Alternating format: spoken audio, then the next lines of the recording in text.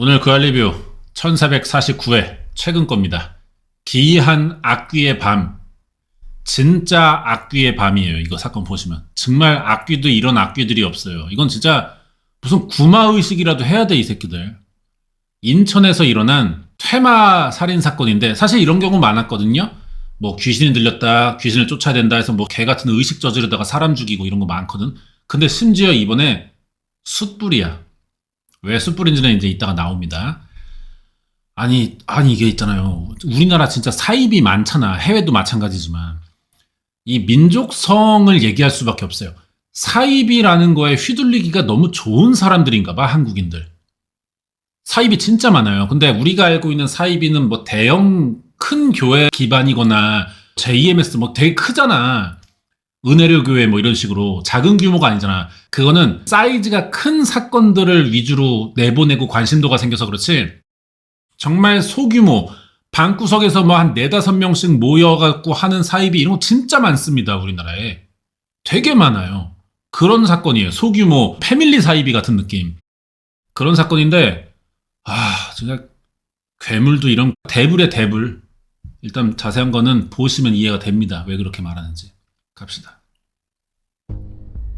고기 구우려면 불을 피워야 돼, 숯불. 그거 피워가지고 들어가다 안고 죽었다는 사람도 있고, 숯을 끌어안고서 죽었대요. 다 죽은 거야, 말하자면. 숯불이라고 해봐야 조그마하잖아요. 거기 넘어졌다고 사람이 죽나? 이상하다. 코를 박아도 옆으로 넘어졌을 거 아니야. 어떻게 하면 코 박고 이렇게 죽냐고, 사람이. 나중에 자살했다고 그런 말이 들린대. 진짜 죽은 건지 헷갈리더라고. 왜 갑자기 죽었나? 가시라고요. 이 양반들이 진짜. 가시라고. 그 말 올리지 말고 가라고 몇 번을 말해요, 진짜. 동네 사람들은 다 난리지. 딸 불쌍하다고. 딸이 그렇게 착했는데. 사람들은 죽은 애만 불쌍하다고 그러는 거지. 이웃 주민입니다. 너무너무 좋아요. 아버지도 그렇고 어머니도 그렇고. 서글서글하고 법 없이도 살 사람같이 보여요. 처음에는 식당이 엄청 잘 됐어요.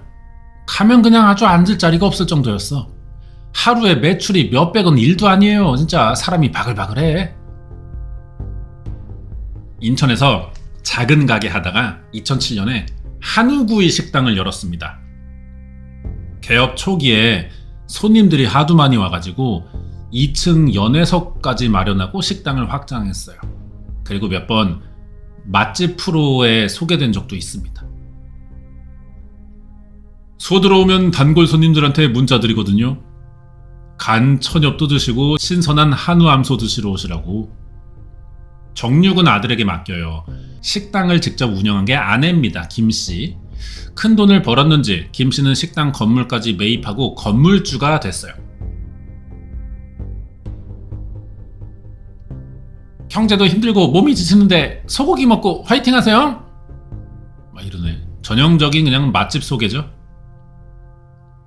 아들에 이어 딸까지 가게 일 도우며 화목하고 유복해 보였습니다. 가족이 남들 눈에. 근데 15년 동안 명절에도 문을 닫는 법이 없던 식당이 지난해 1월 갑자기 휴업에 들어갔어. 이웃 주민 말 들어보면 작년인가 이사 갈 때 전화가 온 거야, 밤에. 그래가지고 내가 오니까 그 아저씨 딸내미하고 아들내미하고 야, 이거 어떻게 된 거냐? 내가 그렇게 물었더니만 오늘 저녁에 나가야 된대요. 찜질방에 가든지 차에서 자든지 해야 된다 이래요. 급히 식당 문을 닫고 떠나게 됐대, 가족이. 안쓰러워갖고 이웃 주민들이 돈 십시일반 걷어가지고 또 주고 이랬나봐. 그래서 한 달이나 2달 지났나 가보니까 장사를 하고 있더라고. 하고 있는데 부모님은 안 계시고 아들내미가 주방에서 일하고 딸내미가 홀에서 일을 하더라고. 그 입구에 아줌마가 하나 앉아있어. 인상이 그렇게 친근하게 당기는 그런 인상은 아니요. 이게 누구지? 그러니까 식당이 지금 가족 사업이고 가족이 뭐 이렇게 좋아 보입니다, 집안이. 근데 어느 날 문을 닫았다가 다시 열었는데 뭔가가 달라진 거야. 그 사이에 무슨 일이 있었겠죠. 가게 문 닫은 사이. 사장 부부는 식당 떠나고 남매와 낯선 중년 여성이 다시 장사를 하고 있습니다. 대박 식당집의 속사정이 알려진 게 그 무렵이었다. 알고 보니 10억에 가까운 대출금을 갚지 못해 건물은 2년 전에 팔렸고 이웃들에게 진 빚만 수천만 원이 넘어요. 건물 사가지고 저기 그 이사 저기에서 장사하다가 망했어. 아저씨도 고생 엄청 시리하고 남의 돈을 하도 끌어당겨갖고 해가지고 이게 돈 못 받은 사람도 많아요. 그러니까 새벽에 침보다리 싸가지고 가고 막 그랬어. 아프셔가지고 지방에 남편이랑 같이 내려갔다고 들었어요. 요양을 하러 간다 그랬대. 그래서 40대 아들과 30대 중반 딸이 남아서 직원 없이 일을 했습니다. 친부모님 계실 때는 딸이 수술 나르진 않았거든요. 아버지가 날랐어요. 야리야리하고 예쁘고 그냥 항상 얌전하고 한결같아. 걔는 천사요, 천사. 내가 봤을 땐 천사다 이 얘기요. 정말 좁은 신부감이라고 내가 그랬다니까. 착하고 얌전하고 이 솜씨가 좋아. 거기서 일만 하는 거요. 딸은 애가 기가 죽어있어. 기운도 없어. 내가 보면 젊은 애가 몇 살, 한 30살이면 날아다니면서 활발하잖아요.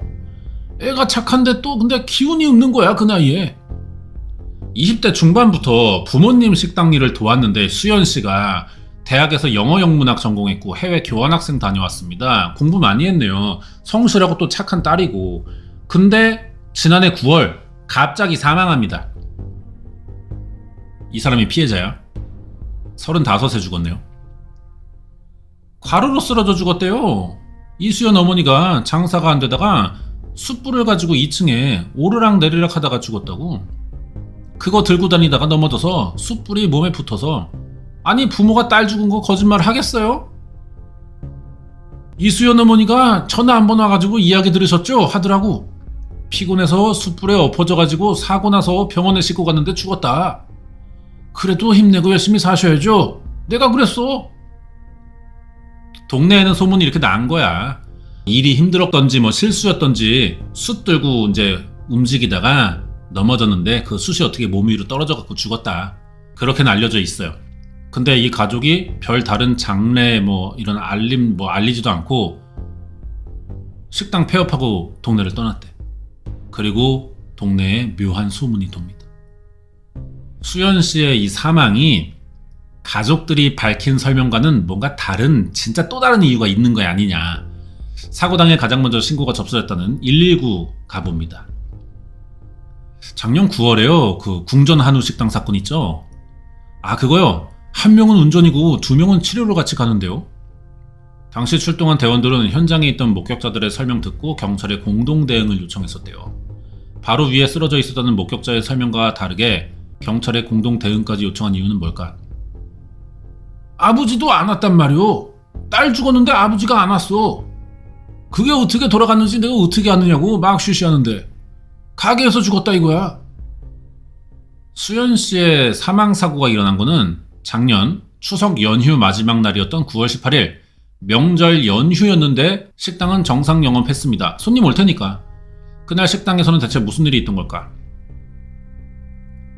나중에 경찰분 오셔가지고 이것저것 물어서 에이 말도 안 돼요. 거짓말 이랬는데 어디 CCTV가 있었다. 그때 형사분이 그랬거든요. 예, 미리 말씀을 드리자면은 CCTV에 이 사건의 사고 순간이라고 말하는 그 상황이 그대로 찍혀 있습니다. 경찰이 이야기한 CCTV에 뭐가 찍혔다는 걸까? 그리고 이상한 집단이란 누구를 두고 하는 말인가? 베일에 쌓여있던 일이 비로소 공개된 건 사건 발생 7개월 만인 지난 4월 검찰이 수연씨 사망사건 피의자로 5명의 인물을 기소한 겁니다.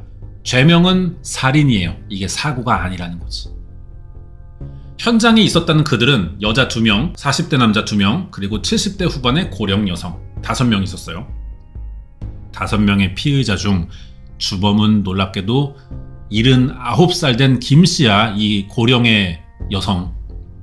수연씨 부모가 동네를 떠날 무렵 나타나서 가게를 운영하던 그 인물이 숨진 수연씨의 친이모였습니다. 이 사람이 사망한 여자분의 이모라고요. 주범이. 조카 죽인 거요. 문제는 어떻게 죽였냐. 이게 충격적인 거죠. 차마 입에 못 담을 이상한 집단이었대요. 자, 봐봐요. 기사가 나왔어요. 숯불로 조카를 고문해서 살해했습니다. 70대 무속인. 이모가 무속인이었나봐. 구속됐어요. 죽인 이유는 악귀를 퇴치해야 된다면서 숯불로 어떻게 한 거죠. 이게 또 이따가 나올 텐데 진짜 정말 말도 안 됩니다. 정말로. 거의 이거는 소우에 나올 만한 사건이에요. 70대 무당 김정수 게이랑 신도 황모 게이, 김씨 자녀 2명을 지난달 24일에 구속 기소하고 김씨의 또 다른 자녀를 불구속 기소했습니다. 이모가 엄마랑 닮았어요. 그러니까 언니라고 하더라고요. 그 아줌마한테. 연세가 많으신지 맨날 부축해드리고 옆에서 사람들 부축해드리고 막 그러는데 이모는 앉아만 있고 그 이모가 일을 하진 않았던 것 같아요. 좀 무섭게 생겼어요. 머리가 100발인데 길었고. 아니 멀쩡한 딸인데 갑자기 죽었다니까 이해가 안 가는데 이모가 왜 어떻게 죽여요? 갑자기 사라진 부모와 딸의 죽음, 숯불을 둘러싼 무성한 소문의 끝에 이모가 있습니다. 그리고 이 사건의 가장 충격적인 반전이 검찰 공소장 안에 담겨 있어요. 사망 당시 35살 수연씨 사인이 화상으로 인한 다발성 장기부전입니다. 다발성 장기부전. 장기가 손상된 거야. 화상 때문에. 지금까지 어디서도 들어보지 못한 기괴한 죽음의 광경이 그날 식당 안에서 벌어졌던 것으로 보입니다. 지난해 9월 18일 수연씨의 친오빠 이씨가 1층에서 장사를 하고 있던 그 시간 2층에서 또 하나의 숯불이 타고 있었어요. 영업 도중에 일어난 사건이란 거예요. 수백 도에 달하는 뜨거운 불길이로 사람이 누워 있었다고 한다. 손목과 발목은 결박되고 입은 재갈이 물린 채 숯불 위에 엎드려 있던 수연씨. 숯불 위에 사람을 올려두고 이들은 뭘 했던 걸까? 기괴한 사건의 주동자 이모, 이 김씨, 이 미친 노친네의 정체 뭐임? 자, 이렇게 한 거야. 이게 말이 됩니까, 이게? 이게 대한민국에서 일어나는 사건이에요? 그래가지고 여기 배가 탄 거야. 재갈도 물렸겠죠. 영업 중에 일어난 사건이라니까. 소리 못 지르게 하려고. 이렇게 한 이유는 이 노친네가 이제 노망 나가지고 조카가 악귀가 들렸다. 내가 의식을 치러서 귀신을 쫓겠다. 이지랄 해가지고 이게 그러니까 살을 뚫고 들어간 거지. 열기가. 배 다 태우고 상처 벌어졌겠죠. 익으면서. 그래서 내장까지 구운 거야 이거 지금. 그리고 아까 말했죠. CCTV에 증거가 있다. 이 장면이 다 찍혀 있어요. CCTV에. 그래서 검사가 기소하기 쉬웠던 것 같아.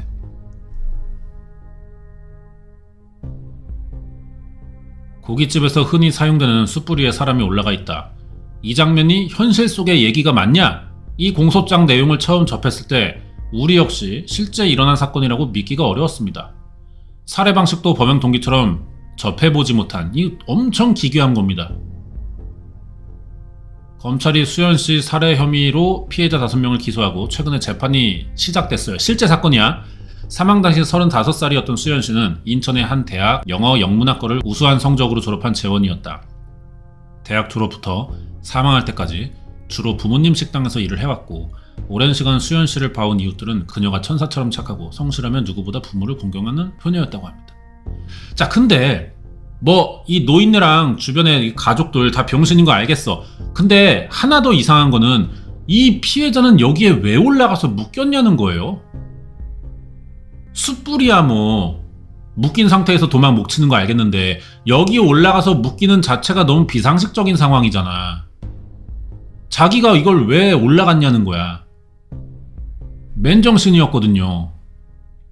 이것도 이상하죠. 이게 내용이 나올지 모르겠네. 이 사건의 주범으로 지목된 이모 김씨. 김씨는 수연씨의 어머니의 친언니입니다. 공범 3명은 김씨의 자녀들이자 수연씨의 사촌오빠, 사촌언니들이에요. 나머지 40대 남성 황모씨는 김씨의 신도. 이모와 사촌들에게 엽기적인 범행을 당한 것만큼이나 충격적인 사실은 범행 당시 식당 1층에 또 다른 사촌언니와 수연씨 친오빠도 있었다는 점이다. 그들은 2층에서 벌어진 일을 몰랐을까? 이 사건에는 풀어야 할 의문들이 너무 많아 보이고 수연씨는 왜 그런 잔인한 죽음을 맞게 되는지, 이모 김씨와 가족들의 비밀 뭔지, 그날 식당에서 무슨 일이 있었는지 이게 이제 알아보는 게 이번 방송이었던 겁니다. 수연씨의 죽음의 비밀은 수십 년 경력의 형사들에게도 굉장히 낯설고 풀기 어려운 문제였대요. 야, 이게 진짜 맞는지 안 맞는지도 모르겠더라고요. 범행 동기가 특별히 없어 보여요. 범행 동기부터 방식까지 어느 것 하나 이해가 안 되는 것들 투성이야. 사건이 처음 건물 밖으로 전해진 건 식당 2층에 사람이 쓰러졌다는 신고가 119에 접수되면서부터였습니다.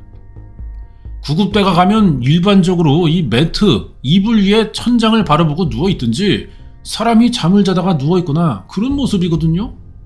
근데 이거는 젖은 수건이 올려져 있고 이불로 덮어놓고 이런 상태인데 수포가 많이 나 있었어요.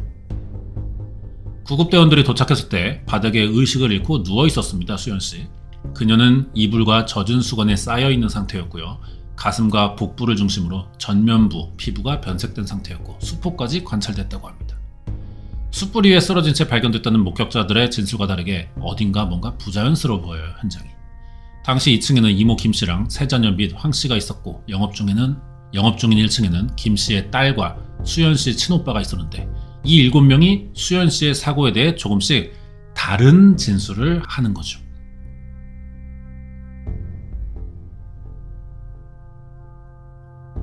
제일 중요한 게 목격자들이 똑같이 봤으니까 다 같은 진술이 나와야 되는데 달라요, 말들이. 피해자의 오빠는 모른다. 응급실 거쳐서 서울의 화상전문병원으로 갔어요. 수술 받았는데 사망했습니다. 수연씨 사망으로 경찰은 수사는 단순 사망에서 변사사건으로 전환됐고요. 경찰이 확보한 결정적인 증거는 2층 내부를 비추는 CCTV예요. 저희들이 갔을 때 어느 정도 물건은 현장에서 치워놓은 상태였습니다. 만약에 어느 정도 더 시간이 됐으면 그 CCTV도 철거해서 없었을 수가 있어요. CCTV 보니까 119 출동 5시간 전이었던 오후 3시 49분부터 이 새끼들이 무슨 평상 모양 같은 철제 앵글을 설치하기 시작했어요. 이거 이제 기역자로 된 그 철골 프레임 말하는 거잖아. 보통 이제 선반으로 많이 쓰죠. 창고에서. 그거를 이제 나사 쪼이고 있는 겁니다. 그러니까 이거는 이제 예정된 범행이고 계획살인이 되는 거죠. 집단 모의해서. 나무 합판을 댄 게 아니고 그냥 틀을 만들어서 그 위에 올라간 거예요. 피해자가. 김씨의 신도가 철제 앵글 조립하고 나무 합판을 올리려고 했는데 이 이모가 그거 치우라고 했습니다. 그러면 열이 전달 안 될 테니까. 수연씨가 스스로 이 위에 올라갔대요. 이게 이상해. 이 모든 거 다 지시한 사람은 이모 김씨입니다. 뒤이어 수연씨 발목에 철사 감아서 앵글에 고정시켰다는 40대 남성 황씨, 이 사람은 신도고 또 믿기 어려운 충격적인 장면이 벌어졌어요. 김씨 아들이 활활 타는 숯불을 엎드린 수연씨 아래로 넣고 마치 사람을 불로 굽는 듯한 광경을 연출한 거죠. 이 숯이 직접 살에 닿진 않았어요. 근데 숯이 뜨겁잖아. 이 열기가 엄청나잖아. 그게 이제 배에 닿은 거죠. 열기가. 사람 올라가고 그 밑에 대야에다가 숯을 넣고 열기를 올린 거죠. 수술 중요 부위하고 상반신 거기다 갖다 놓고 계속 열을 쬐는 거죠. 그리고 수술 갈고 보강하고 이런 형태로 계속. 아궁이 근처에 가면 좀 있으면 막 뜨겁잖아요. 높이가 그렇게 상당히 높은 위치가 아니기 때문에 열기가 대단했을 겁니다. 90cm 높이였어요. 뜨거운 열기에 수연씨가 몸부림치자 양 팔목도 결박하고 불붙은 숯을 더 추가했어. 이모 김씨는 수연씨 머리맡에 앉아서 이 불고문을 주도했고 비명을 막으려고 한 건지 입에 검은 숯을 집어넣고요. 천으로 제갈까지 물렸습니다. 아니, 그러니까 이 노친네가 무슨 뭐 숯불 같은 걸 신봉하는 뭐 종교를 만든 거야? 뭐야? 숯불 고문이 1시간 지났을 무렵 숯불 열기가 수연씨 피부도 가까이 위치로 올리고 급기야 입고 있던 옷까지 가위로 잘라 피해자는 맨몸 상태로 열기에 노출됐습니다. 그 정도면 사람이 죽을 수 있다는 인식은 충분히 가능한 정도거든요. 시간이 적은 시간도 아니고 상당히 그렇게 했기 때문에 오랫동안. 경련을 막 일으켰어요. 그리고 정신을 잃어가는 와중에 이모란 년은 이 할매가 조카의 머리채 잡고 막 뺨을 때립니다. 정신 들어야 되는 거야. 고통을 주는 목적이 큰가? 계속 뜨거움을 느끼라는 거지. 그렇게 여러 번 했습니다. 한 3시간 가까이 했어요, 이 짓거리를. 이게 말이 되냐? 라이터 불에다가도 한 잠깐 1초, 2초 됐다가 뜨거워서 물집 잡히는데 3시간을 했다고, 이 짓거리를 지금.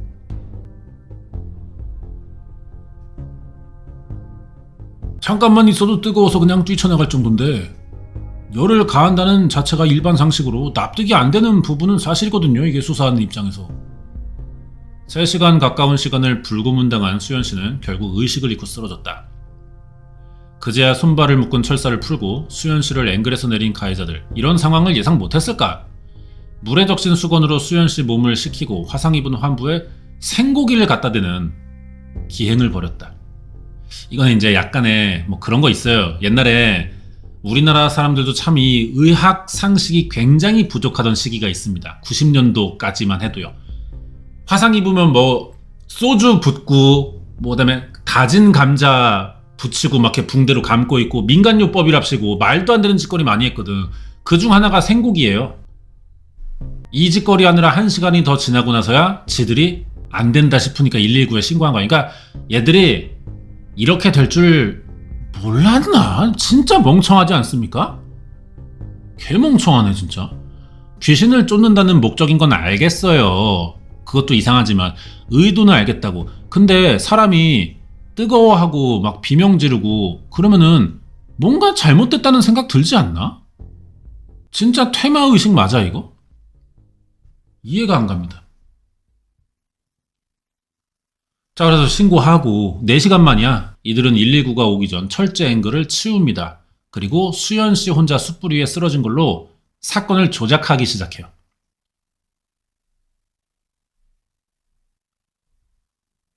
처음부터 끝까지 전체적으로 주도한 사람, 도구를 만들고 주도적으로 지시한 사람, 그런 사람들은 사전 구속영장 청구를 했고 밑에서 장사하고 왔다 갔다 한 사람은 방조 혐의로 불구속했대요.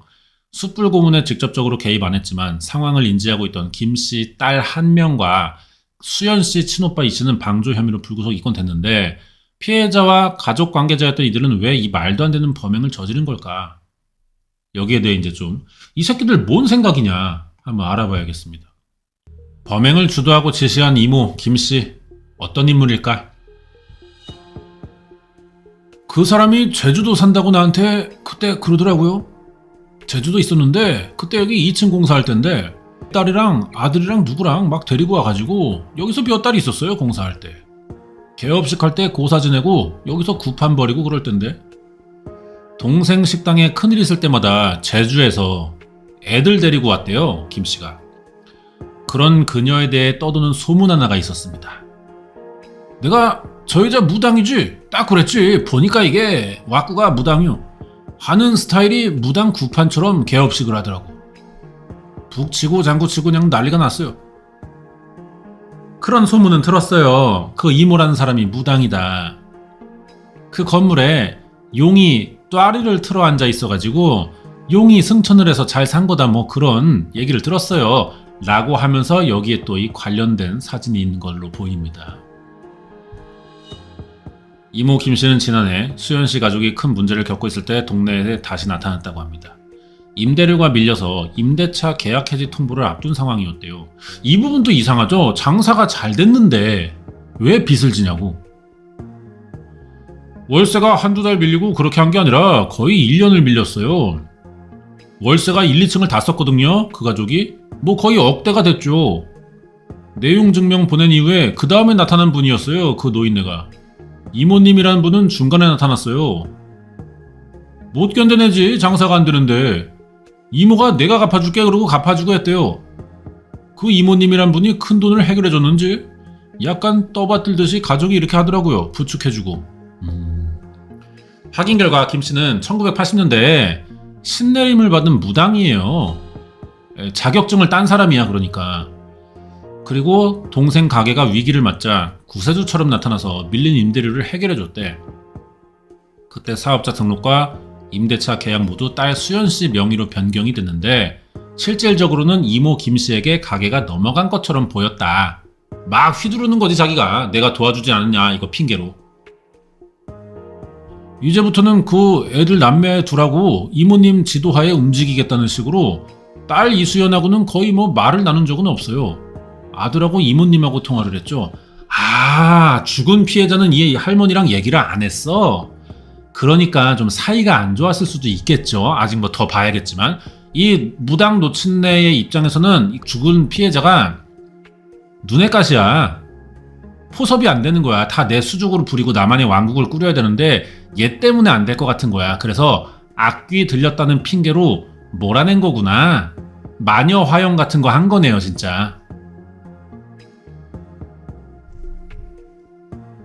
아 근데 말이 안 되는데 요즘 같은 시대에 그러면 그게 목적이었다 쳐. 그러면 시신은 어떻게 처리할 건데?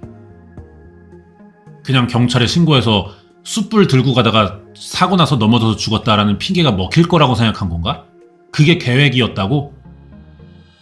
너무 돌대가리 아닙니까? 무당은 뭐 이거 필기시험 없는 거예요? 이런 지능 지수를 가지고 무당 해도 돼? 이 신이 들어와? 이런 대가리 가진 사람한테? 쪽팔릴 텐데 신들도.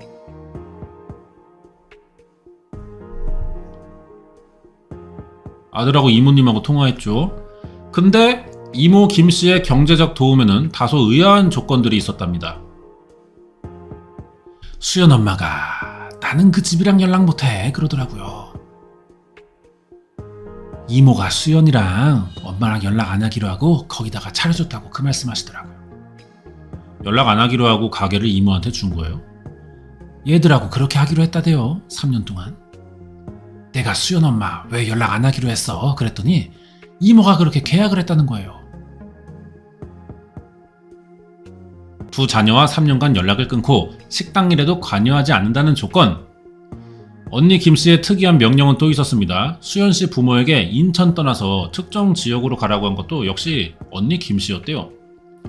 이모 김씨는 왜 동생 부부를 자녀들과 떨어뜨리려고 한 걸까? 글쎄 진짜 뭐냐. 상대적으로 부채가 적은 피해자 명의로 사업자 등록을 피해자 죽은 피해자. 그래서 요리 서빙 매출 매입 등 이 매출 이거 오타 뭐야. 관리 등 업무를 다 하도록 한 다음 자식들을 이 사건 식당에 뭐 어디로 두고 이사 가도록 함으로써 부모를 분리시켰다. 가게를 먹으려고 한 건가? 김씨가 어떤 사람인지 무당으로 활동했다는 지역을 찾아가 봅니다. 한평 쪽에서 법당 차리고 무속인이었다고 들었는데요. 없어. 여기는 말이요. 무속인이 없어. 없는 동네요. 한평군에 김정수라는 무당은 없어요. 없다네. 자 그런데 제주도에서 왔다고 보살이 저쪽에서 여기가 아니고 저쪽이요 저쪽. 거기다가 이 보살인가 차렸다는 것 같은데. 제주에서 왔다는데요? 맞아요. 그 뒤에 저 산 저 밑에 저거 흐지부지하게 뭘 막 입고 그러더라고. 그냥 멀리서 보니까. 요즘 말이요. 어르신이 아프신가 안 보이시더라고요. 보살님이. 보살님 본 적 있어요? 있지 나는. 용하대요? 옛날에는 뭐 서울 어디에 여의도 큰 데에서 했다고 내가 말을 들었어요. 굉장히 큰 광장에서 좀 하고 그런 말 들었어. 외지에서 온 고령의 무당. 다른 동네에서 활동하던 무당 김씨는 2013년 이 마을 땅을 사고 신당을 차렸어요.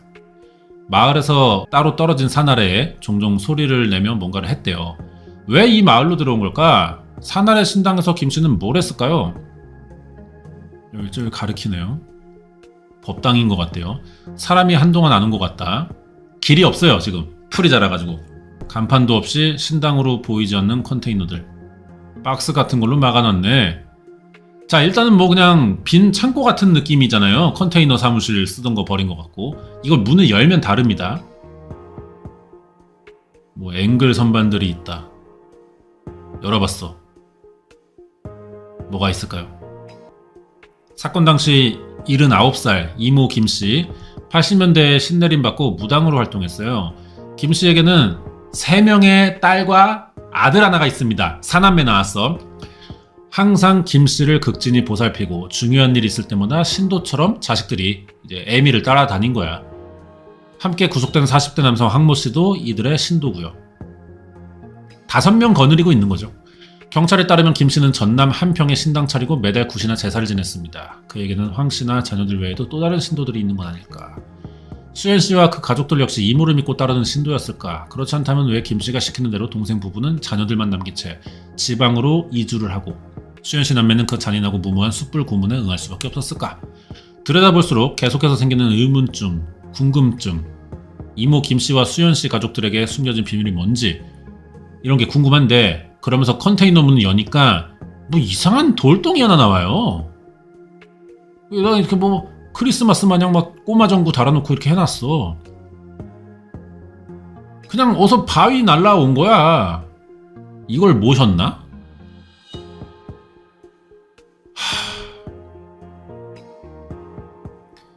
이 청진기에서 알 수 있는 거죠. 그 무당 할머니는 노망이 난 겁니다.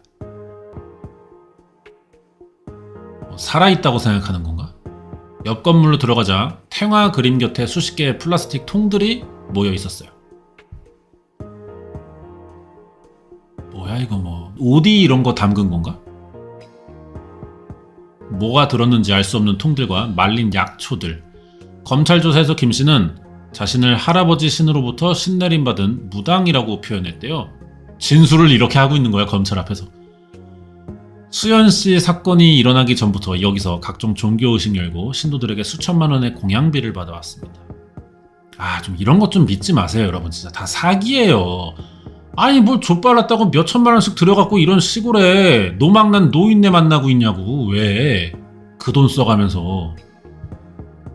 아니 인간이 지금 번호표만 뽑으면 달에 관광을 갔다 올 수 있는 시대인데 지금이 왜 아직도 이런 거에 기대냐고 말이야. 난 이해가 안 간다고요. 왜? 아휴. 소원제에 적힌 친오빠 이씨의 이름. 수연씨 사건을 일으킨 가해자들의 이름과 함께 일반 신도로 보이는 이들의 이름도 올라와 있다. 이곳에서 저마다 간절한 소원을 빌었던 걸까? 신당 인근 지역에서 몇 해 전까지 김씨의 신도로 지냈다는 남자를 어렵게 만났습니다. 의사 되게 해주세요.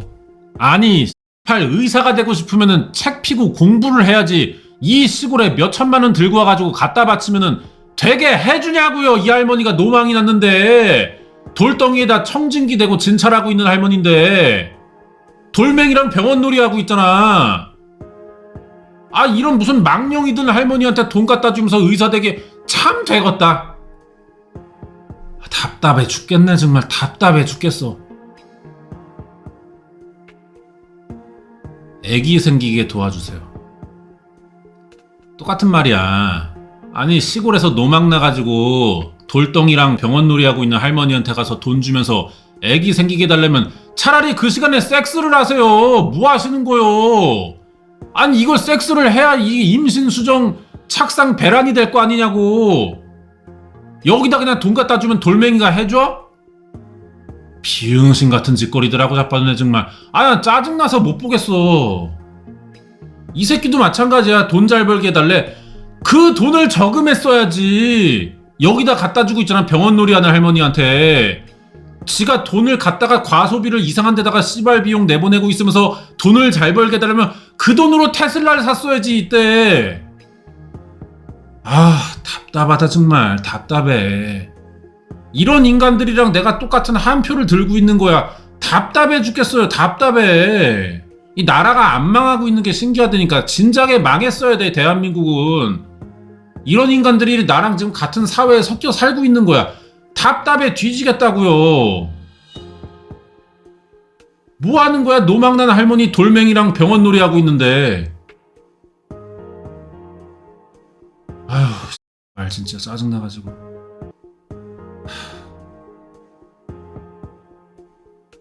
한 20년 됐죠? 만난 지는 제가. 그 사람이 이 사람이에요. 그 답답한 사람이. 할아버지라고 불렀죠. 이 돌멩이를? 설마 그러지 마라. 보니까 돌 큰 거 있던데 그게 뭐예요? 그게 부처님이라고 놔둔 거예요.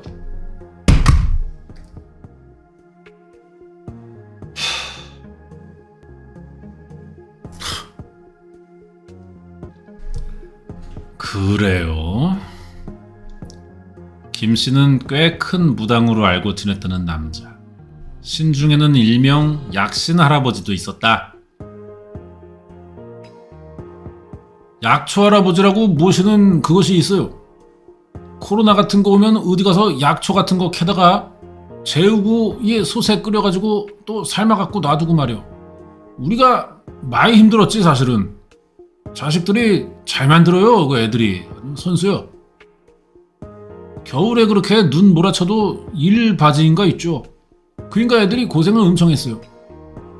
김 씨의 네 자녀들은 40대가 되도록 결혼도 안 하고 어머니에게 순종하고 시키는 일만 했대요. 노예들 삼은 거구나 자식을. 할머니가 노망이 오래전에 난 거야. 아니 하다못해 그 돌멩이에다 눈, 코, 입이라도 그렸어야지.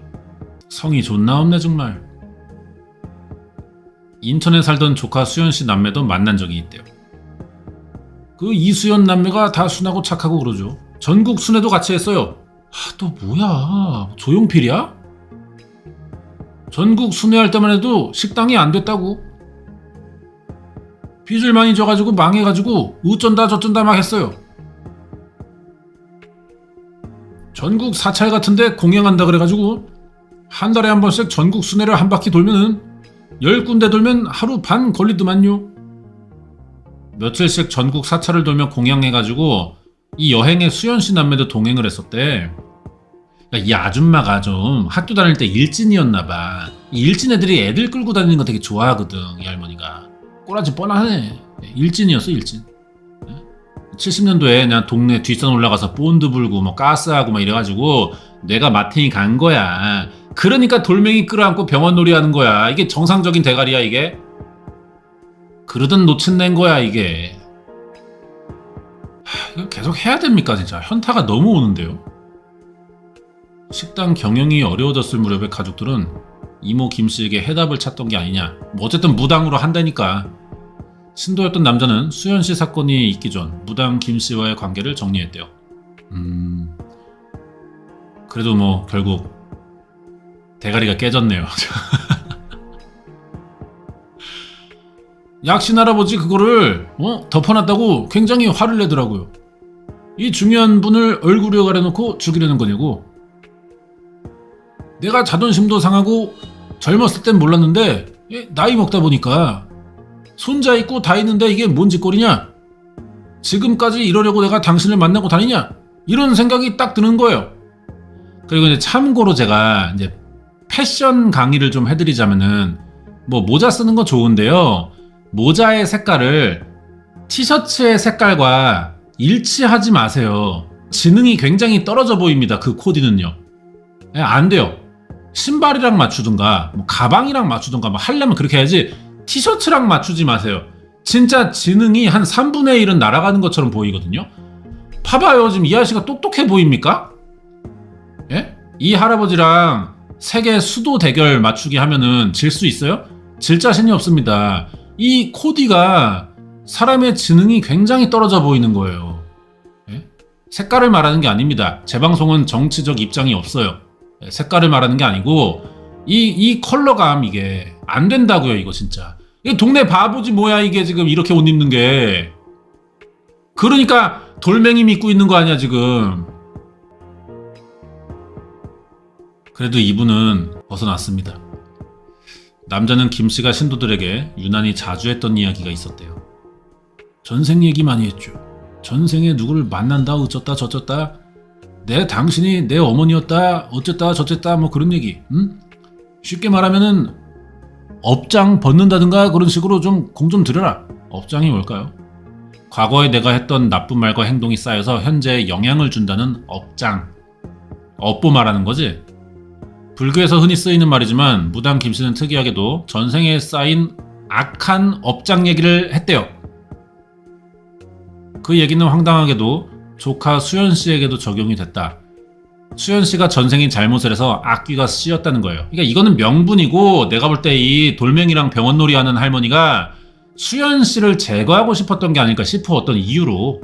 가족들만의 어떤 정치적 입장이죠. 정적 제거 같은 느낌으로. 그게 아닐까 싶어요. 그러니까 이런 핑계를 두는 거죠. 수연 씨가 전생의 아버지 그리고 오빠와 연인 사이인데 그로 인해 어머니를 미워하고 해치려 한다. 또 악귀를 떼어놓지 않으면 가족에게 더 안 좋은 일이 생길 거라고 이모 김 씨가 말을 했대요. 가해자가 엄마한테 가겠냐? 외국으로 가겠냐? 물어봤대요. 그랬더니 피해자가 궁전섬으로 가겠다. 자기 엄마를 죽이겠다고 하니까 아, 이게 악귀가 제대로 씌었구나. 원래 피해자가 정신적으로 문제가 있었다는 가해자들의 진술이 있는 상태였고 악귀가 씌어서 그거를 퇴치하기 위해서는 이런 의식을 해야 되겠다. 실제로 피해자에게 정신병력이나 이런 게 있었나요? 아예 그런 건 확인이 안 됐어요. 가족들은 왜 그 말을 하냐면은 정신적인 문제가 있었다. 할머니가 다 가스라이팅 한 거야. 저 정신 이상해서 저런 거다. 그거를 이제 여러 번 이렇게 듣다 보니까 그걸 믿은 거지 그냥. 그거를 믿는 시간이 오래되다 보면은 그 말의 출처가 어디였는지를 잊어버리고 그 믿고 있는 기억만 남는 거야. 잘 따지고 보면은 그거 이모한테만 들은 얘기잖아. 다른 사람은 한 얘기 없잖아. 이걸 모르는 거야. 그냥 어느 순간부터 당연히 정신병이 있는 애. 그렇게 됐겠죠. 저희들도 납득은 좀 안 되는 그런 입장이었어요. 피부치가 죽으면 사실 화가 나서라도 다 얘기를 하거든요. 근데 그런 얘기는 언급을 전혀 안 해요. 퇴마의식하다가 피해자가 안타깝게 사망에 이르게 됐다. 이렇게 생각하는 겁니다. 그날의 숯불 고문이 딸이자 동생인 수연 씨를 치료해주는 순수한 의도라고 생각했다는 거냐? 이모 김 씨가 주장하는 전생과 악귀에 대한 이야기는 실제 무속인들 사이에 통용이 되는 거냐? 현업에 계시는 무속인들 만나봅니다. 무당 사이에서는요, 전생에 대해 얘기를 안 해요. 후생에 대해서도 얘기를 안 해요. 넌 전생에 잘못됐어. 이 판단을 어떻게 합니까? 돌멩이나 끌어안고 병원놀이 하니까 이런 소리를 하는 거예요. 아무리 신이라 할지라도 말이에요. 전생을 판단하는 신들은 없어요. 전생 가지고 뭔가에 사람들을 올감했다? 이거는 무속 행위가 아니에요. 그거 놓치는 그 사입이요. 티셔츠랑 모자의 색깔이 똑같다고. 주술적인 행위에 해당되는 거예요, 그것이. 현직에 계시는 분들은 아니라고 하잖아요. 무당이 전하는 신의 뜻은 오직 현생의 재수와 복을 기원하는 것이다. 전생과 악귀 퇴마를 연결하는 행위는 거짓말이거나 사기에 가깝다. 이모 김씨가 수연씨에게 퇴마의식을 강행한 것은 정말 악귀가 붙었다고 생각했기 때문일까? 김씨에 대해 더 알아봅시다. 사건 전 주로 제주에서 생활을 했었어요. 제주도가 돌이 많으니까 이 할머니가 돌을 사랑하게 된 거야. 그랬던 것 같네. 인근 지역의 김씨가 땅 부자였대요. 확인된 부동산만 4개고.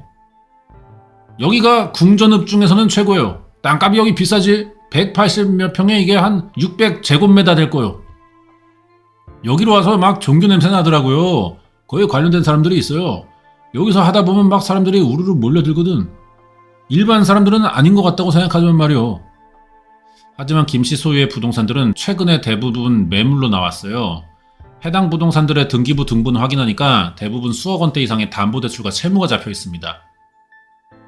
검찰 수사에 따르면 사건 당시 김씨는 16억이나 되는 채무를 못 갚아가지고 경제적으로 어려운 상태였어요. 2024년 1월 동생 가게에 위기가 생기자 김씨가 직접 식당 운영할 마음을 먹었다고 검찰은 판단하고 있습니다. 퍼즐이 좀 많네요. 이 이제 돌멩이를 사랑한 할머니가 병원 진찰놀이 하다가 빚을 진 거야. 못 갚은 거지 뭐 어떻게 해가지고 부동산 사고 뭐 대출 연끌하고 그랬는데 못 갚은 거야. 병원놀이가 잘 될 줄 알았는데 빚을 졌잖아. 못 갚겠어. 그래가지고 어떻게 할까 생각하니까 내 동생이 장사하는데 거기가 좀 된다네. 그래서 그 가게를 뺏으려고 한 거죠. 그래서 이제 뭐 무속 핑계 대면서 그 동생들 부부 뭐 어디 딴 지방 보내버리고 애들 데리고 자기가 애들을 이미 노예화 시켜놨잖아, 지 자식들을. 그래서 그런 정도의 애들은 자기가 동생의 자식들도 노예화 시킬 줄 알고 굴려먹으려고 한 거죠. 근데 이 하필 수연 씨가 말을 안 듣는 거야. 그래가지고 가게를 뺏기 위해 이 명의가 넘어가 있잖아, 수연 씨에게. 명의자를 죽이는 거네, 가게 차지하려고. 그래서 이 할머니가 이젠 돌을 사랑하는 걸 넘어서 이제는 생고기를 사랑하기로 한 거죠. 생고기랑 이제 병원놀이 하면서 또 숯불구이 팔고 그래가지고 집 빚 갚으려고 그 지랄을 하고 있었을 가능성이 높습니다. 이게 검찰의 판단이에요. 제 판단이 아니고요. 조카 남매를 이용해 안정적인 수입원을 마련할 계획이 아니었냐. 고기 판 돈으로 빚 갚으려고. 얘가 묵묵히 일을 하는 거야. 내가 볼 때는 안쓰러울 정도로. 몇 사람의 일을 하는 거야. 엄청 고단한 거야. 주방에서부터 홀도 봐야 되지 왔다 갔다 하고 내가 볼 때는 찌들어 지친 거야.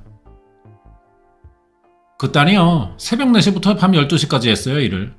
와, 16시간을? 16시간이 아니잖아. 20시간인데 이러면? 수연이가 참 바보 같은 게요. 얼마든지 도망치려면 도망쳐. 언젠가는 걔 메신저를 우연찮게 보니까 죽고 싶다고 써놨구나. 상태 알림 말에다가. 근데 그러지 못했죠. 왜? 엄마 아빠가 나한테 준 가게잖아. 맡기고 갔잖아. 부모 때문에 이걸 참은 거지. 이모 김씨의 지시대로 묵묵히 일만 했던 수연씨가 숯불 퇴마 있기 몇 달 전 식당을 뛰쳐나간 사건이 있었어요. 하지만 멀리 가지 못하고 다시 식당으로 돌아옵니다. 검찰은 이모 김씨의 퇴마의식에 분명한 목적이 있었다고 보는데요. 사건 당일에도 수연씨가 식당을 떠나겠다고 선언했어요. 그날 밤 숯불 고문은 악귀 퇴마일까? 아니면 수연씨를 복종시키기 위해서일까? 수연씨 사망 9개월 만에 가해자들에 대한 첫 공판이 열렸습니다. 당당한 모습으로 법정에 나타났대. 변호인을 통해 검찰이 주장하는 공소사실에 대해 인정을 했습니다. 피고인들은 피해자의 안타까운 사망에 막중한 책임감을 느끼며 깊이 반성하고 있습니다. 다만 피고인들은 피해자의 생명을 빼앗으려는 살인의 고의는 전혀 없습니다. 피해자 몸에 있는 악귀를 쫓기 위해 피고인 김정수 게이의 지시로 숯불을 이용한 무속행위를 한 사실이 있는데 무속행위를 시작할 당시는 물론이고 진행 과정 중에도 피해자를 살해할 것을 공모하거나 살해할 고의 자체도 전혀 없었습니다. 이게 변호사가 지금 하는 말인데 그럼 이거 뭐 미필적 고의라는 얘기야?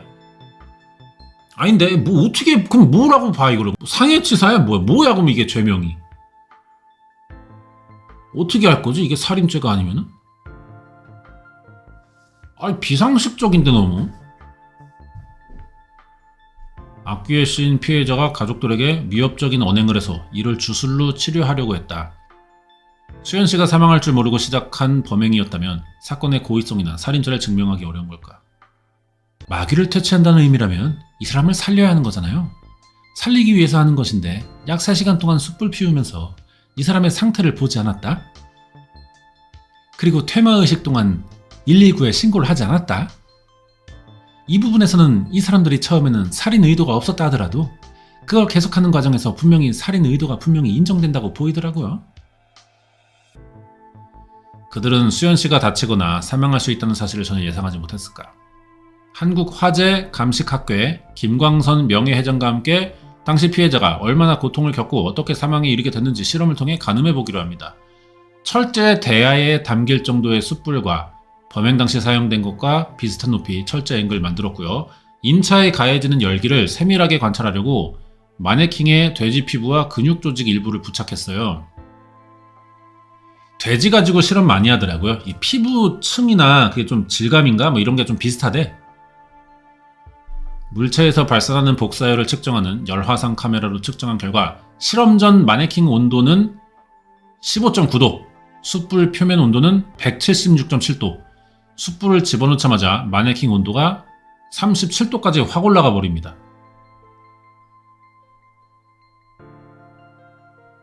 현재 숯불 표면이 170도 나오지만은 사실은 평균 온도가 170이고 내부 온도는 아마 한 300~400까지 올라갈 거예요.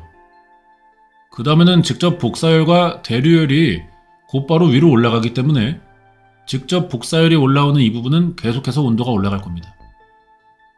불과 몇 분 만에 돼지 피부에 기름이 맺힌데 지방이 녹고 있어. 14분 지나자 15도였던 마네킹 표면의 온도는 사람의 체온 이상 38도를 넘깁니다. 가해자들이 한 것처럼 새로운 숯불을 더 추가하고 50분이 경과했을 무렵 대야의 높이를 높였을 때 어디까지 온도가 올라갈까? 숯불을 더 위로 올리는 거야. 배에 가까워지게. 순식간에 40도로 올라갑니다. 살아있는 사람이 피부에 40도 넘는 불의 열기가 전해지면 우리 몸에선 어떤 일이 일어날까? 화상 환자들이 치료할 때만 해도 거의 지옥 같다고 합니다. 그런데 내가 자발적으로 도망갈 수도 없고 움직일 수 없는 강박 상태에서 장시간 높은 온도에 노출됐다면 그 고통은 표현하기 어려울 정도일 수가 있습니다. 초기에 고통이 굉장히 극심했을 거예요. 예를 들어서 처음에 열이 가해진 면적부터 화상을 입기 시작하고 주변으로 점차 화상이 넓어지잖아요. 피부 자체가 신경세포가 많기 때문에 어느 부위를 건드려도 다 아플 수가 있어가지고 그 통증을 계속적으로 입고 있다고 상상하면은 이건 굉장히 끔찍한 일이에요. 2시간 51분을 지져졌어요. 똑같은 시간을 보내고 다시 온도를 측정해 보니까 55에서 56도가 됩니다. 피부 온도가. 맞는 개념의 설명이 될지 모르겠는데 감기 몸살이 되게 심해서 막 일어나지도 못할 것 같을 때 온도 재잖아요? 1도, 2도 올라가 있어요. 기껏해야 우리 몸에서 열이 났을 때 재는 게. 그렇게 사람 몸이 예민합니다. 근데 이게 56도 재래잖아 지금. 돼지의 피부는 갈색으로 변색됐다. 이것단 얘기죠. 온도가 50도가 됐든 60도가 됐든 우리가 36.5도가 평균 체온인데 그것보다 5에서 10도가 높아졌으니까 신체에 엄청난 영향을 주겠죠. 1도, 2도 올라갔는데 우리가 막 일을 못한다니까? 힘들어서. 앉아있지도 못해요. 40도면 위험한 거야. 근데 50도 넘었잖아. 이게 말이 되는 소리냐고. 사우나에서 40도, 41도 그것도 몇 분 견디기 어렵잖아요. 어떻게 보면 50도 사우나 속에 들어가 있는 것과 똑같은 거예요, 사실. 피부 표면을 대이는 1도 화상부터 피부 전층과 근육이나 뼈까지 손상되는 4도 화상으로 그 1도 화상, 2도 화상 이러는 게 이 피부 속에 어느 부위까지 화상을 입었냐 그 얘기입니다. 겉에만 대었으면 보통 우리가 물집 잡히는 화상 1도고 그 속이 이제 진피까지 대었을 때가 2도, 피하 조직층이 3도, 근육이 되었으면 4도네. 근데 이거 뭐 4도 화상도 더 들어가죠. 장기가 그렇게 되는데. 근육까지 다치게 되면 근육 안에 있는 색소들이 빠져나오는데 그게 입자가 크고요. 그 입자가 혈액을 타고 들면서 결국은 걸러져 나가는데 콩팥으로 가면은 콩팥 깔때기를 지나가야 되는데 그게 잘 못 지나갑니다. 구멍을 막아버리는 현상이 생기죠. 그 단계에서 균형을 잃게 되면 다른 장기들이 또 2차적인 문제를 일으키게 되죠. 이 약간 좀 그 횡문근 융해증 같은 증상이 비슷해지는 건가? 그래서 2개, 3개, 4개 장기가 무너집니다. 그래가지고 다발성 장기 부전이 된 거예요.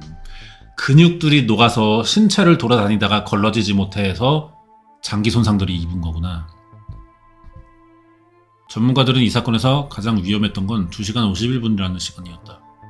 살아있는 사람에게 3시간 가까이 불구문이 지속됐고 가해자들은 정말 수연 씨의 위험을 몰랐을까? 저는 말이 안 된다고 생각합니다. 이걸 모르고 했다는 게.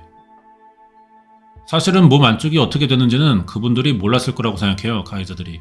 그럼에도 불구하고 겉에서 드러나는 경련이라든지 아니면 의식 소실을 본다면 이게 자칫 사람을 사망하게 할 수도 있는 또 다른 고통에 시달리고 있겠구나를 피해자가 느꼈을 고통은 뭐 겉에서 지켜본 사람이라면 누구나 알 수 있었다 이렇게 판단이 됩니다.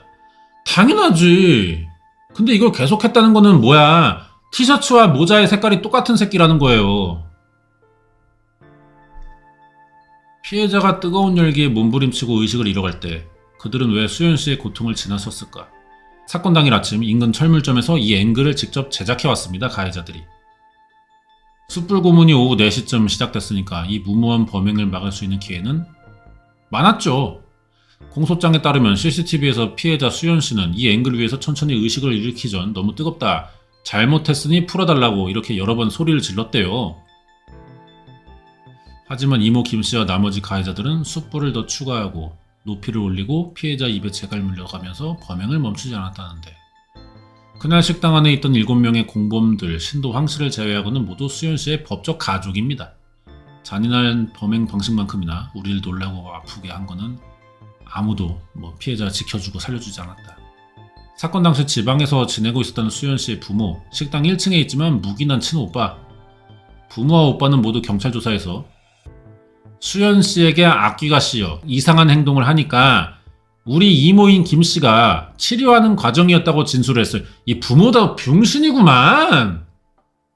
아니 현장에 없었고 아예 지역도 다르다면은 몰랐다 라고 하면 되잖아. 뭐 이렇게 말을 하냐고. 수현 씨가 실제로 가족들에게 이상한 행동이나 위협적인 발언을 했는지 객관적인 증거나 진술은 안 나왔습니다. 없으니까요. CCTV에 기록된 범행 장면과 피해자들을 두둔하는 가족들의 증언, 어느 쪽이 진실에 가까울까? 지금은 인천을 떠나 지방 어디선가 지내고 있다는 가족들, 그리고 그날 식당 안에 있던 또 한 명의 사촌 언니, 그들을 만나봐야겠습니다. 안녕하세요. 무당 김씨의 딸 장씨랑 수연씨의 친오빠. 범행엔 직접적으로 가담하지 않아서 살인죄로 기소는 안 됐어요. 그들은 정말 숯불 고문이 동생을 죽게 만들 줄은 몰랐던 걸까? 지금쯤 혹시 사건에 대해 생각이 달라지지 않았을까? 사촌 언니 장모씨는 여전히 제주도에서 엄마 이름으로 된 식당을 운영하고 있습니다. 사장님 되세요? 제가 왜 말씀을 드려야 되는지? 인터뷰 안 할게요. 제작진이라는 말을 듣자마자 곧장 취재 거부 의사를 밝힙니다. 이 자식들은 지금 워낙에 돌대가리다 보니까 그렇게 생각할 수도 있어요. 지네 엄마가 무당이잖아. 우리 엄마 감옥에 가 있어도, 나랑 떨어져 있어도 나에게 살을 날릴지 모른다. 그게 무서울 수도 있어요. 워낙에 개 돌탱이들이니까. 그러니까 말을 안 하는 걸 수도 있어. 저희도 지금 재판도 해야 되는 그런 상황이고, 피해자가 친척 동생이잖아요. 사촌 동생.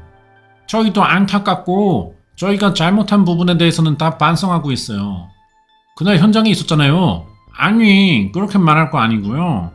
저희가 부담스러워져서 안 좋은 언행만 하게 돼요. 아우, 그냥 여기서 바디샷 때려갖고 그냥 콩팥 한번 조져줘야 돼. 오줌 쌀 때 피 나오게. 아우, 존나 짜증난다 진짜. 반성하고 있지만 지들이 더 힘들대. 딱 한 가지에 대해서만 분명한 답을 합니다. 뭐라고 말하나? 그런 일을 보면 말릴 수도 있어야 될 거 아니에요. 죽을 줄 몰랐나요? 죽을 줄은 당연히 몰랐고 저희 지금 너무 힘든 상황이에요. 죽을 줄을 몰랐대. 제가 아까 좀 너무 과하게 화나고 막 욕하고 그랬나요? 이걸 보고도 여전히 그런 생각이시라면 다시 생각해보세요. 사람 새끼들이 아니요.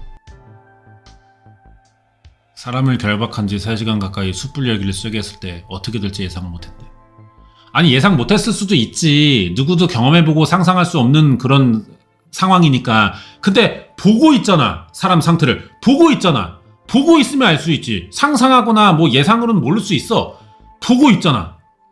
아무튼 뭐 취재 과정에서 인천 식당의 이웃들에게 묘한 얘기를 들을 수 있었대요. 최근까지 수연 씨 어머니와 통화를 했다는 주민이 있습니다. 이 수연의 엄마 언니가 감옥에 있는데 법원에서 재판 중인데, 언니가 불쌍하대. 죽은 여자 M이란 년이, 응?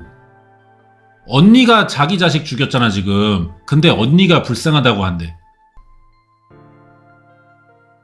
언니가 자기만 찾는다고 그래요? 왜 아줌마만 찾아요? 그랬더니 구치소에서 뭐 좁은 방에 9명이 있다나 어쩐다나 저쩐다나.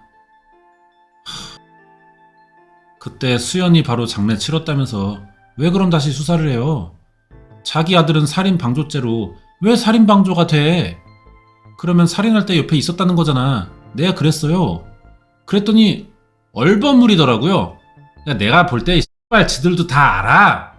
다 안다고 지금. 그거겠죠. 돌멩이를 사랑하는 그 할머니랑 오랫동안 가스라이팅 되면서 뭔가 그 노신에 대한 철석 같은 믿음이 있는 거야. 철석 같은 믿음이. 수십 년간 깨지지 않는 믿음이 있던 거야. 근데 그거를 부정해버리고 사건을 인정하고 재판 결과를 인정해버리면은 내가 그동안 수십 년 믿어온 내 지난 과거의 시간들이 다 부정돼야 하거든요. 그럼 결국은 그 부정이 나에 대한 존재의 부정까지 돼버린단 말이야. 그럼 나는 도대체 뭐냐는 거야. 그때부터는. 그걸 믿어온 나는. 이거를 인정할 수가 없어서 차라리 그냥 계속 믿어오고 있던 그거를 유지하고 있는 겁니다. 이게 인지부조화인 거죠. 이 새끼들은 그냥 죽을 때까지 돌멩이랑 병원놀이 하는 게 맞아. 처음엔 이웃들에게 수연씨가 불운한 사고로 사망했다고 알려진 가족들. 경찰 조사에서도 가해자들의 처벌을 원치 않는다는 의사를 밝혔습니다. 오빠는 동생이 치료받다가 사망한 걸로 생각하고 있고요. 그리고 엄마도 같은 생각을 하고 있어요. 오히려 병원에서 치료를 못해서 죽었다고 생각하는 거야? 치료하다가 자기 딸이 사망했기 때문에 처벌까지 원치 않는다 이렇게 진술했어요. 아주 팔년 놈들 그냥 잡아 죽이고 싶어요 제가 생각 같아서는. 근데 내가 하필 경찰이네. 고령의 친언니가 안쓰러워서였을까? 아니면 그날 사건이 정말 치유 중에 일어난 사고라고 믿는 걸까? 수현 씨의 가족들은 현재 지방의 한 바닷가 마을에 머물러 있습니다. 피해자의 유족인 동시에 가해자의 가족이기도 한데 그들은 어쩌면 누구보다 힘든 시간을 보내고 있는 건 아닐까? 안 힘들어 이 새끼들. 안 힘들어. 수소문 끝에 가족들이 현재 거주한다는 마을을 찾았습니다.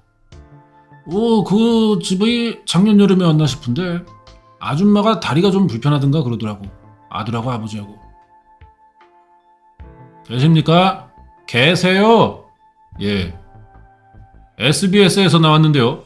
할 말 없으니까 가십시오. 선생님 말씀을 그냥 가시라고요. 가세요. 가시라고요. 이지랄하고 있네. 나 말대꾸 안 할 거니까 그냥 가세요. 수현 씨 어머니 역시 제주에서 만난 사촌처럼 매우 단호한 태도였습니다. 말씀을 전하고 갈게요. 저희가 여기까지 와서요. 아니 말하지 말고 가세요. 전하지 말고 가시오. 가시오 갑자기. 어서 많이 들어본 말투를 구사하시네. 갈게요. 네 빨리 가시오. 나 얼른 문 닫아버려. 내가 사는 꼴을 보면 모르겠습니까? 빨리 가세요. 어떤 대화도 응하지 않겠다며 집 안으로 들어갔어요. 수현 씨가 사망한 지 오늘로 9개월. 왜 이모 김 씨의 말을 따라야 했는지, 그리고 왜 막지 못했는지 가족들은 그때의 선택을 후회하고 있진 않을까. 다시 한번 가족들에게 얘기를 들어보기로 합니다. 이 양반들이 진짜 이거 가지고 가시고 사람 성질나게 하지 말라고 했죠. 뭐 해준다고요? 아, 오빠야? 뭐 해준다고? 가시라고요. 갔어요. 그럼 따님은 왜? 갔어요. 그럼 동생분은 가시라고요. 말하기 싫다고요 난 지금. 어머니 아버지 돌아가시면 책임질 거예요? 선생님 그 자리에 계셨잖아요. 책임지실 거냐고요. 슈발 지금 무슨 말을 듣고 싶으세요? 왜 이렇게 이 새끼 화내는 걸까? 그 말 올리지 말고 갔어요. 몇 번 말해요. 겨우겨우 살고 있으니까 건들지 말고 갔어요. 아니 그거 말고요. 이모 김씨 얘기요. 재판 얘기 여기다 올리지 마시고 저희 이모님 이름도 입에 올리지 마시고 그냥 갔어요. 아직 이모 김씨를 신뢰하세요? 그런 말도 물어보지 말고 갔어요. 되게 가세요 원툴이네. 동생 죽은 마당에 살긴 뭘 살아야지 엄마 아빠도. 됐으니까 갔어요. 무례하게 해서 죄송 안 돼. 제가 지금 그런 상황 아니니까 좀 이해해 주시고 얼른 갔어요. 수차례 설득 끝에도 가족들은 이 사건에 대해 어떤 이야기도 하지 않겠대요. 그들은 지금 수현 씨의 죽음을 어떻게 애도하는 걸까? 뭘 애도해. 그냥 그 돌멩이 사랑하는 할머니나 기다리고 있겠지. 반성문을 뭐 맨날 쓰네요. 몇 개씩. 이들이 살해 동기가 없는 사고사나 상해치사를 주장한다며 이게 받아들일 수 있을까? 사고사 상해치사를 주장하고 있는 거야? 이런 형태의 살인사건은 내가 이 판사 출신인데 처음 봅니다. 상당히 특이하고 그 수법은 아주 그냥 잔혹하게 이루 말할 데 없는 사건인데 가장 죄질이 무거운 그런 유형의 살인사건입니다. 살해에는 의도가 없었다 해도 범행의 잔혹성, 피해자 고통 고려할 때 극단적 인명 경시에 의한 살인죄 적용이 가능하다. 제가 원래 저는 좀 이렇게 그 사건 사고 제 거 스타일 보시면 알겠지만 전 피해자의 처지나 상황에 별로 공감하지 않아요. 사건 알아볼 때. 그냥 사실만 알면 되고, 그래서 합리적인 수위의 처벌이 나왔냐 뭐 그런 것 정도 궁금한데, 여러분들은 뭐 보통 대부분 범죄자들이 어떤 형 나왔을 때 너무 적다라고 생각하는 경향이 있는 것 같은데, 저는 뭐 때에 따라서 합리적이라고 보는 경우들도 많습니다. 여러분이 생각한 것보다 훨씬 더, 나는 오히려 예를 들어서 어떤 범죄자가 10년 나왔어. 여러분은 부족하대. 20년, 30년 받아야 된대. 근데 제가 볼 때는 10년도 많아 보이는 사건들이 있거든요. 제가 뭐 방송하다 보면 여러분이랑 이 생각이 다를 때가 되게 많게 느껴지는데, 저는 근데 이 사건에서는 좀 달라요. 어떻게든 판사 형님께서 좀 악랄한 방법을 사용해서라도 최대한 조져주는 쪽으로 얘들을 해서 이 새끼들 생각머리를 좀 고치는 게 보고 싶어요. 어떻게 좀 안 되나? 이 판사 형님이 꼼수를 써서라도 어떻게 좀 더 조져갖고 그 아까 그 오세유충 걔랑 혼이 좀 나야 돼요 얘네들. 아무튼 뭐 얘네들 무기 이상 가능도 해 보인다네. 피해자가 퇴마의식에 동의했다 하더라도 이 사람이 이렇게까지 가학 행동이 행해질 거라고 누가 예상이나 했겠어요? 그리고 저는 철사가 되게 중요하다고 봤어요.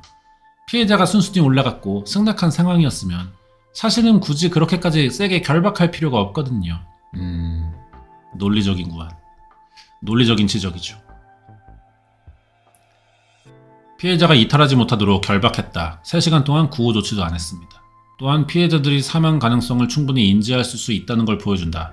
아직 또 하나 중요한 변수 있는데요. 만일 유족이 가해자를 선정하거나 합의할 경우 더 가벼운 처벌이 내려지지 않을까. 피해자 측의 선처의 의사표시가 있었느냐 없었느냐 하는 것은 양형을 결정하는 게 아주 중요한 요인이죠. 자 보세요. 내가 이 판사 출신의 변호사인데 말이요. 이 경우는 말이요. 아무리 죽은 사람의 뭐 애비고 뭐더라도 선처를 바라는 자체가 이게 잘못된 사실 인식이랄까요? 죽은 사람의 절박한 고통이나 공포심은 말이요.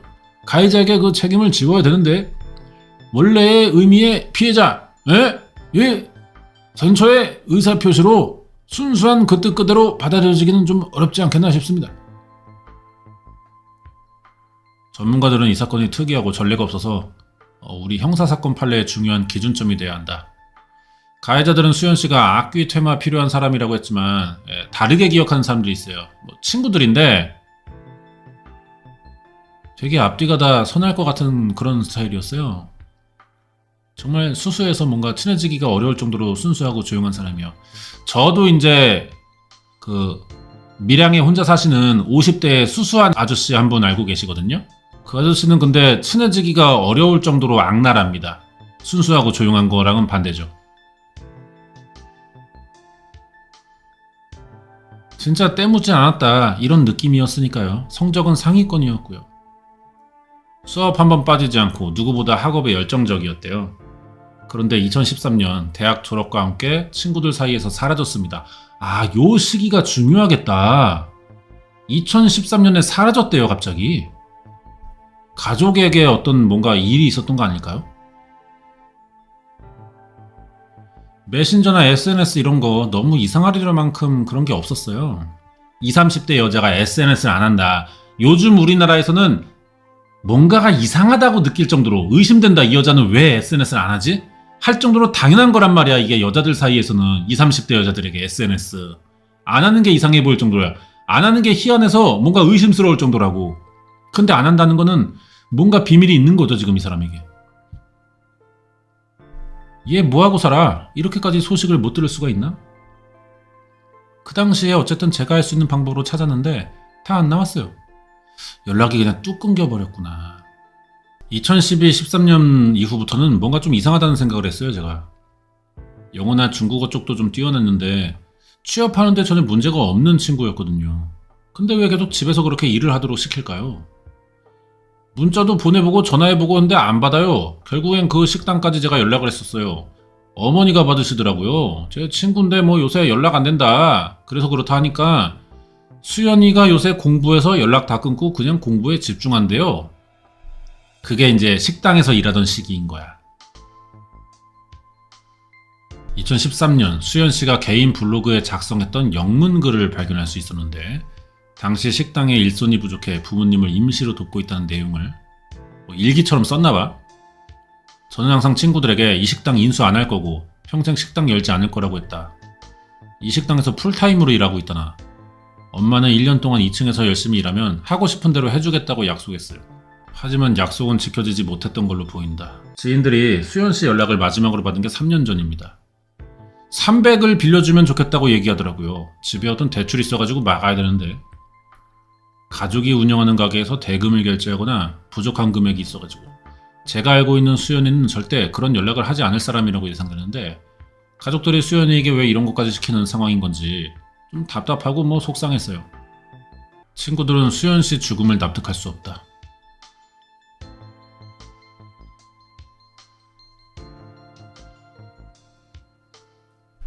저희도 아기가 있는데요, 둘 다. 좀 많이 이해가 잘 안 가네요.